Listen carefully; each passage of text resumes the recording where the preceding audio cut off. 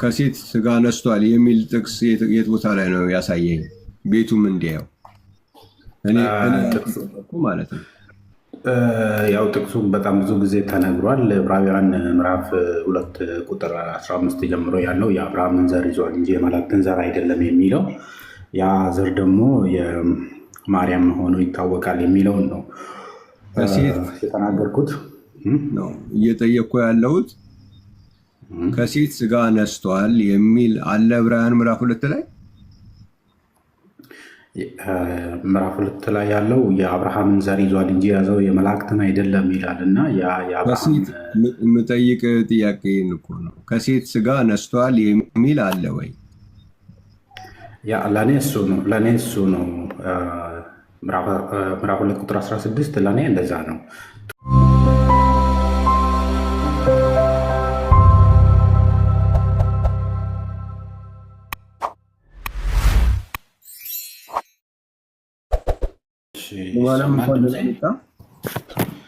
እንኳን ደህና ቆያችን። ሰላም ነው፣ እግዚአብሔር ይመስገን።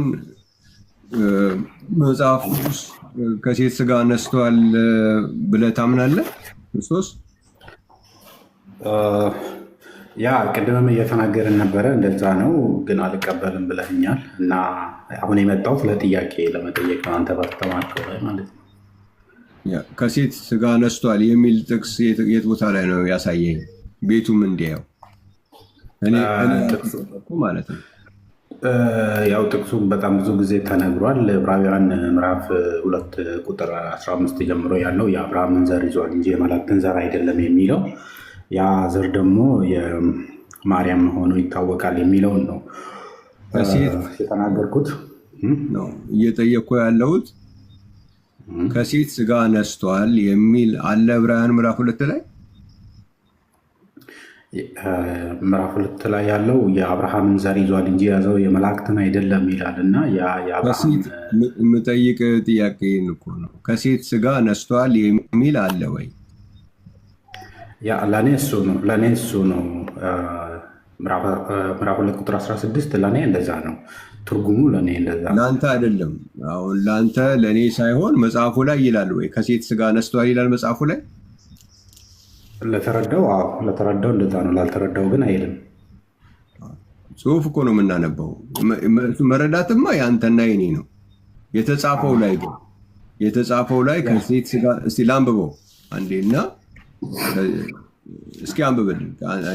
እኔ ላይ ከሴት ስጋ ነስቷል ቢል ከቁጥር 15 ጀምሮ ሳነብ እንግዲህ ልጆቹ በስጋና በደም ስለሚካፈሉ እርሱ ደግሞ በሞት ላይ ስልጣን ያለውን በሞት እንዲሽር ይሄውም ዲያብሎስ ነው። በሕይወታቸውም ሁሉ ስለ ሞት ፍርሃት በባርነት ይታሰሩ የነበሩትን ሁሉ ነፃ እንዲያወጣ በስጋና በደም ተካፈለ። የአብርሃም ዘር ይዘዋል እንጂ የያዘው የመላእክትን አይደለም። ይኸው በደምና በስጋ ተካፈለ፣ የያዘው የአብርሃም ዘር እንጂ የያዘው የመላእክትን አይደለም ብሎ ይናገራል። አንደርስታንድ የሚያደርገው ሰው እሱን አንደርስታንድ ያደርጋል ማለት ነው። በስጋ ተካፍሎ ይናገራል ማለት ነው። እዚህ ጥቅስ ላይ ያለው ክርስቶስ ስጋና ደም የለውም ብሎ የሚል ክርስቶስ የአብርሃምን ዘር አልያዘም የሚል ሰው ሲኖር እሱ ሊባል ይችላል። ይሄ እንደዛ በግልጽ እኔ አሁን የተፈለገ ያለው ከሴት ስጋ ነስቷል የሚል አለ ወይ? እኔ እንደዛ ነው የተረዳሁት ነው። አሁን እና ጥያቄ መጠየቅ አይቻልም? ለጥያቄ ነበረ ያልከው። ለቤቱ የሚል የለም። ጥያቄ መጠየቅ ይችላል አይደል? እሺ ኦኬ። አንደኛ ጥያቄ በቅድም ትምህርት ላይ ስታስተምሮ እንደነበረው ኢየሱስ ክርስቶስ ከሴት ስጋ ነሳ ከተባለ በባዮሎጂ ክህል ነው ኤክስ ነው እና ሴት ነው የሚፈጠረው ተብሎ ተነግሯል። እና ነገር ግን ኢየሱስ ክርስቶስ የተፈጠረው ኦር ደግሞ ስጋው የተዘጋጀው ከመንፈስ ቅዱስ ነው ተብሏል። እና በባዮሎጂ ሄደን ክሮሞዞሙ የመላእክት ነው ወይም ደግሞ የመንፈስ ቅዱስ ነው ማለት እንችላለን ወይ የሚል ነው አንደኛው ጥያቄ። ሁለተኛው ጥያቄ ደግሞ አንደኛውን ጨርስ። ምንድን ነው አንደኛው ላይ ያለ? ከሴት ነው የሚሉት በባዮሎጂ የሚያምኑት ናቸው። እግዚአብሔር አዘጋጀው ካልን ግን ስጋን አዘጋጀ ነው የሚለው። ስለዚህ እንደሱ ከሆነ የእግዚአብሔር ስራ ነው፣ የእግዚአብሔር ነው ብለን ነው የምንተው። አይ ባዮሎጂካሊ ከሴት ነው የሚሉ ሰዎች ግን ከሴት ሊገኝ የሚችለው የሴት ነገር ነው አይደል? ያንን የጠየቅኩት አንተ መመለስ ትችላለህ እሱ።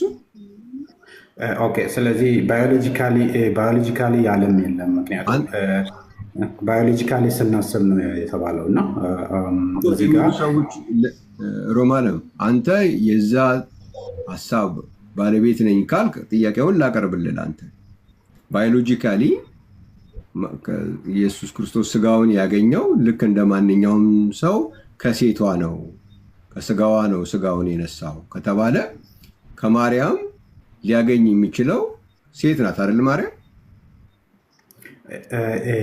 ያ እንደዛ ነው የሚሆነው። ስለዚህ ባዮሎጂካሊ ለሚሄዱ ሰዎች እንግዲህ በባዮሎጂ አስረዱኝ ብዬ ነው የጠየኳቸው። አንተም ባዮሎጂካሊ የምትሄድ ከሆነ ጥያቄው ይቀርብልሃል ማለት ነው። ስለዚህ ባዮሎጂካሊ ለማሄድ ሰው ክሮሞዞሙ ሲነገር የመንፈስ ቅዱስ ነው ስጋው የተሰራው ከመንፈስ ቅዱስ ስለሆነ የመንፈስ ቅዱስን ክሮሞዞም ይዟል ማለት እንችላለን? የለም ከመንፈስ ቅዱስ የተጸነሰው ሰውነት ክሮሞዞም አለው የሚል ጥናት አለ? ኦኬ። ስለዚህ ከመንፈስ ቅዱስ ነው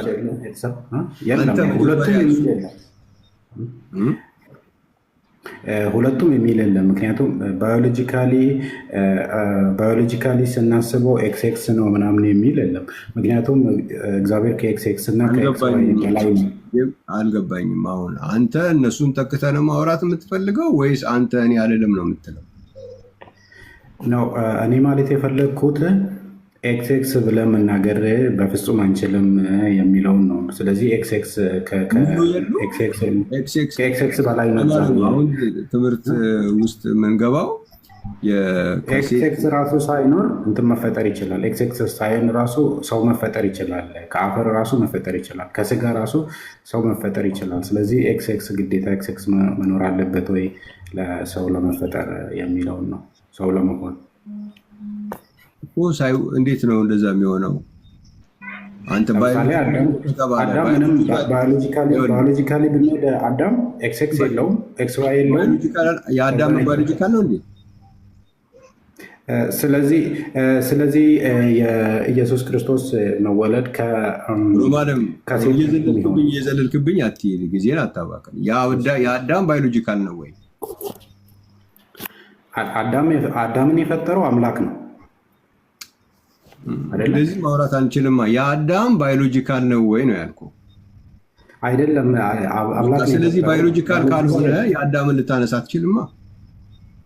ያ ለዛ ነው እኮ እኔም ባዮሎጂካሊ ብለን ኤክስ ስላለ ኤክስ ነው የሚፈጠረው ማለት አንችልም ነው እኮ። ባዮሎጂካል የሚሉ ሲወለድ ከማርያም የተወለደው እንደ ማንኛውም ሰው ባዮሎጂካል ነው ለሚሉ ሰዎች ነው ጥያቄ ያቀረብኩት። ስለዚህ አዳም አይደለም። ስለዚህ የአዳምን ምሳሌ ማምጣት አትችልም። እሺ ሌላ ጥያቄ አለህ? አዎ ሌላ ጥያቄ ደግሞ አለኝ። ሌላ ጥያቄ ቆሮንቶስ ላይ ሲያስተምሩ ቆሮንቶስ 15 ላይ የነበረው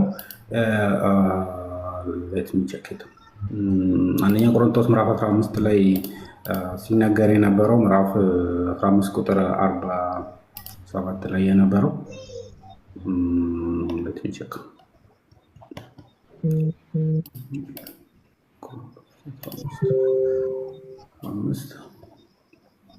ያ 15 ላይ የነበረው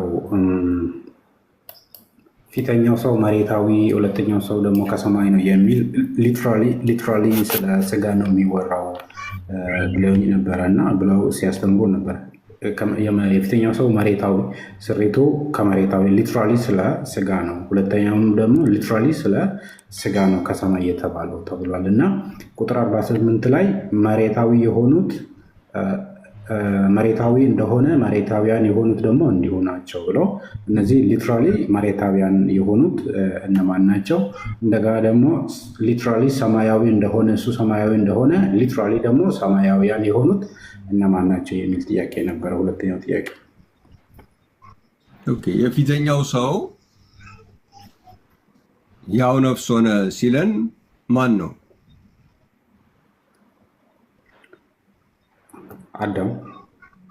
አዳም ፊዚካል ነው አይደለም? ያ ፊዚካል ነው። ስለዚህ ስለ ፊዚካል ሰው ነው። ሰው ብሎ የሚያወራው ስለ ፊዚካል ነው። ሁለተኛው ሰው ደግሞ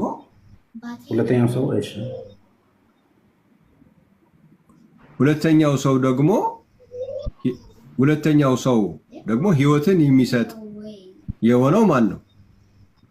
ኢየሱስ። ፊዚካል ነው አይደለም? ፊዚካል ነው። ኦኬ። ስለዚህ ምንድን ነው ያጠፋሁት? ይህን ያልኩት ያ እሱ ጋር አሁን እንግዲህ መሬታውያን የሆኑት እነማን ናቸው? ሊትራሊ ስጋ አሁን መሬታውያን አዳም ከአዳም የፊተኛውን የተወለድ ነው። እኛ ሁላችን መሬታውያን ነን። እሺ እነሱ በስጋ ናቸው አይደለ? ሁሉም በስጋ ነው መሬታዊ የተባሉት አይደለ?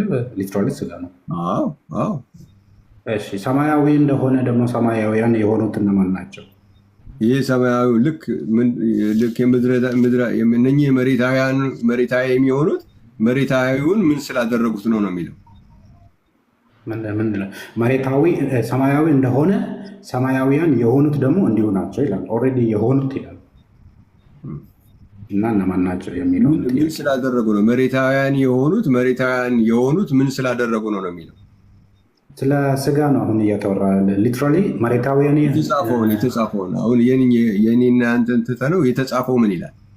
የተጻፈው መሬታዊ እንደሆነ መሬታውያን የሆኑት ደግሞ እንዲሁ ናቸው፣ ሰማያዊ እንደሆነ ሰማያዊ የሆኑት ደግሞ እንዲሁ ናቸው። እንደዛ ነው የሚሆኑት አለ። ከዛ መሬታዊ የሚሆኑት ግን ምን ስላደረጉ ነው ይላል። እንዲሁ ናቸው ይላል። እንዲሁ ናቸው የሆኑት እንዲሁ ናቸው።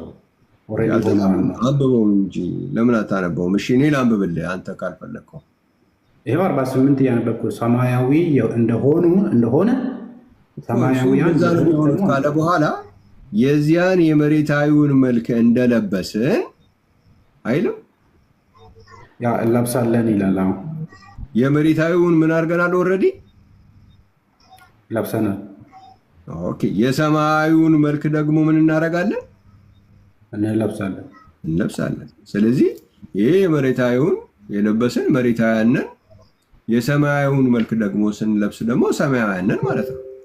ይሄ እኮ ፊውቸር ቴንስ አይደለም እኮ የሚናገረው። ምክንያቱም የሆኑት ይላል። የሆኑት እንዲያው ደግሞ እንዲሁ ናቸው ብሎ ስለ ስጋ ከተወራ ሰማያዊ የሆኑት ደግሞ ሰማያዊ የሆነ ደግሞ ሰማያውያን የሆኑት እንዲሁ ናቸው ብሎ ኦልሬዲ በፓስት ዘግቶታል እና ገና ላይ የወደፊት ነው ወይ የሚለውን ጥያቄ ነው ማንሳት የፈለግኩት እዚህ ጋር ማለት ነው።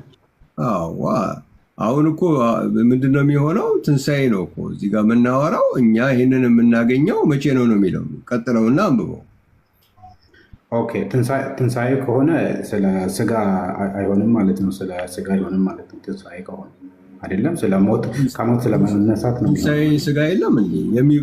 የሚበሰብሰው የሚለው ስጋን አይደለም? ስለዚህ ይሄ ከሞት ለመነሳት ይህ የሚበሰብሰው የሚለው ስጋን አይደለም? የሚበሰብሰው የማይበሰብሰው ሆኖ ይለወጣል። የተዋረደውን ስጋችን ይለውጣል ይላል። አውቃለሁ።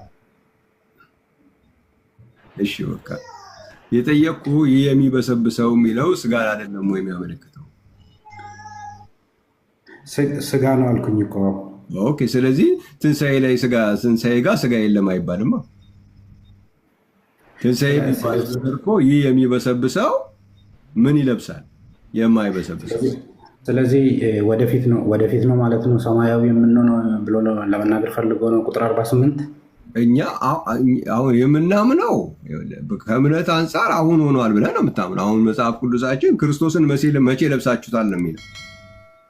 ስለዚህ ሊትራሊ ስጋችን ከሰማይ ነው ብለን መናገር እንችላለን።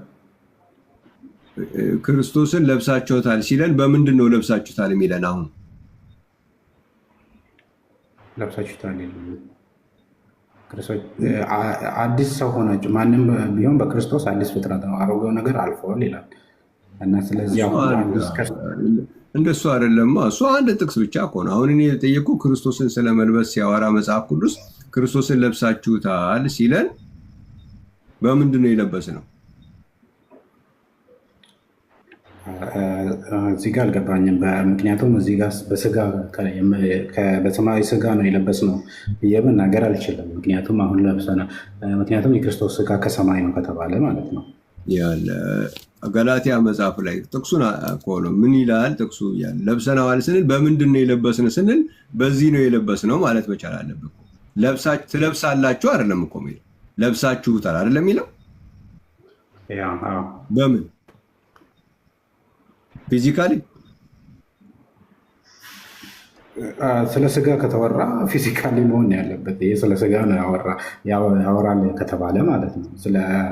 ስለ ሌላ ነገር ከሆነ ግን ስለ ስጋ አይደለም ማለት ነው። ክርስቶስን ለብሳችኋል ሲል እኔ ክርስቶስን ለብሳችሁታል ብዬ የት ቦታ ላይ ነው ቦታው?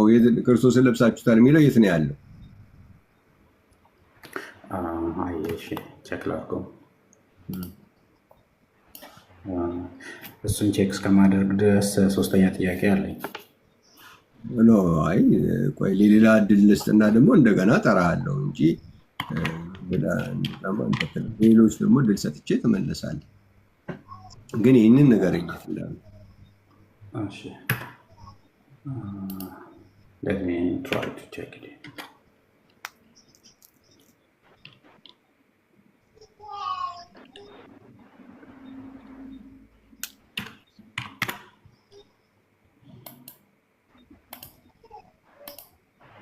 አሁን ማግኘት አልቻልኩም። እሺ በኋላ ትመለሳለህ ትታገኘው። ስለዚህ ሶስተኛ ጥያቄ መጠየቅ አልችልም ማለት ነው። አሁን ለረብሻ ነገርኩህ እኮ እድል እሰጥሃለሁ። አንድ ነገር እንደዚህ ደጋግመህ አትበለኝ። እድል እሰጥሃለሁ ላስተናግድና ከዛ በኋላ እሰጥሃለሁ ብዬ አንዴ ሁለቴ ተናገርኩኝ አይደለም? እድል ልስጣቸው እና ከዛ ደግሞ ትቀጥላለህ አንተ። እስከዛ ድረስ ይህን የጠፋብን ጥቅስ ፈልገህ ቆየኝ።